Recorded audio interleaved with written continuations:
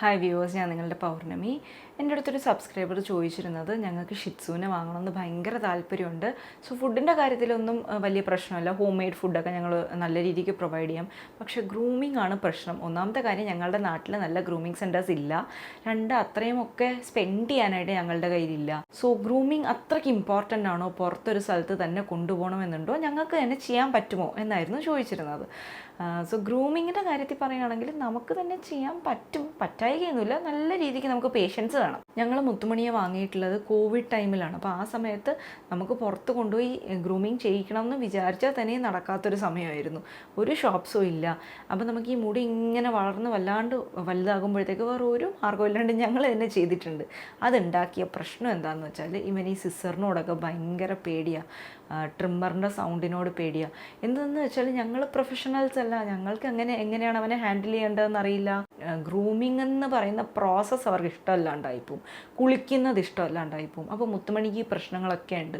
അവന് കുളിക്കുന്ന ഇഷ്ടമല്ല, ഗ്രൂം ചെയ്യാനായിട്ട് ഇപ്പം നമ്മൾ പുറത്ത് തന്നെയാണ് കൊണ്ടുപോകുന്നത്. അവർ ചോദിക്കുന്നത് ആദ്യത്തെ തവണയാണോ ഇവനെ ഗ്രൂം ചെയ്യിക്കുന്നത്, ഇവന് ഭയങ്കര ബുദ്ധിമുട്ടുണ്ടല്ലോ എന്ന്. പക്ഷെ അതെന്തുകൊണ്ടാണെന്ന് വെച്ചാൽ, ഒന്നും അറിയാണ്ട് ഞങ്ങൾ ഗ്രൂം ചെയ്ത് തുടങ്ങിയതാണ്. അവനൊരു ട്രോമ പോലെ ആയിപ്പോയി. അപ്പോൾ നിങ്ങൾ ആദ്യം തന്നെ പറ്റുമെങ്കിൽ ഒരു ഗ്രൂമിങ് സെൻറ്ററിൽ കൊണ്ടുപോയിട്ട് ചെയ്യിക്കാനായിട്ട് നോക്കണം. പിന്നുള്ളൊരു പ്രശ്നം എന്ന് വെച്ചാൽ, നമ്മൾ എത്ര തന്നെ ചെയ്താലും ആ പ്രൊഫഷണൽ ഗ്രൂമിങ് ചെയ്ത് കൊണ്ടുവരുന്ന ആ പപ്പീനെ പോലെ നമുക്ക് ആക്കിയെടുക്കാൻ പറ്റത്തില്ല. ഞങ്ങളുടെ വെറ്റിനറി ഡോക്ടർ തന്നെ ഞങ്ങളോട് ചോദിച്ചു, എന്ത് പരിപാടിയാണ് കാണിച്ചേക്കുന്നത്, ഒട്ടും ശരിയല്ലാത്ത രീതിക്കാണ് നിങ്ങൾ മുടി മുറിച്ചേക്കുന്നത്, കുറച്ച് വലുതായിട്ടും കുറച്ച് ചെറുതായിട്ടും. ഞങ്ങൾ ആദ്യത്തെ തവണ ശ്രമിച്ചപ്പോഴാണ് ആ ഡോക്ടർ അങ്ങനെ പറഞ്ഞു കേട്ടോ. പിന്നെ അങ്ങോട്ടത് ശരിയായെങ്കിലും ഒരു പ്രൊഫഷണൽ ലുക്കൊന്നും കൊണ്ടുവരാനായിട്ട് നമുക്ക് പറ്റിയിട്ടില്ല. അതാണ് ഞാൻ നിങ്ങളോടും പറയുന്നത്. ആ ഒരു പേടി അവരിൽ ഉണ്ടാക്കാതിരിക്കാനും പിന്നെ നല്ല രീതിക്ക് ഭംഗിക്കൊക്കെ കൊണ്ട് നടക്കാനും ഒക്കെ ആണെങ്കിൽ നമ്മൾ പുറത്തുപോയി ചെയ്യിക്കുന്നത് തന്നെയാണ് നല്ലത്. പിന്നെ ക്യാഷിൻ്റെ കാര്യമാണെങ്കിൽ ചിലർ 2 ആഴ്ചയിലൊരിക്കൽ കുളിപ്പിക്കാൻ മാത്രമായിട്ട് കൊണ്ടുപോയി അങ്ങനെ ചെയ്യുന്നവരും ഉണ്ട്.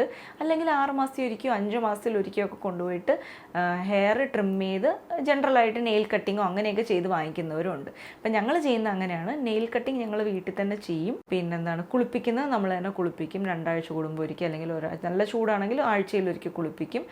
ഈ ഹെയർ കട്ടിന് മാത്രമായിട്ട് നമ്മൾ പുറത്തുകൊണ്ടുപോകും. ആ പാക്കേജിൽ തന്നെ നെയിൽ കട്ടിങ്ങും ഏനൽ ഗ്ലാൻഡ് ക്ലീനിങ്ങും ഒക്കെ വരുന്നത് കൊണ്ട് ആ തവണ അവർ ചെയ്യും. സോ അത് ഭയങ്കര ചിലവൊന്നും ആകത്തില്ല കേട്ടോ.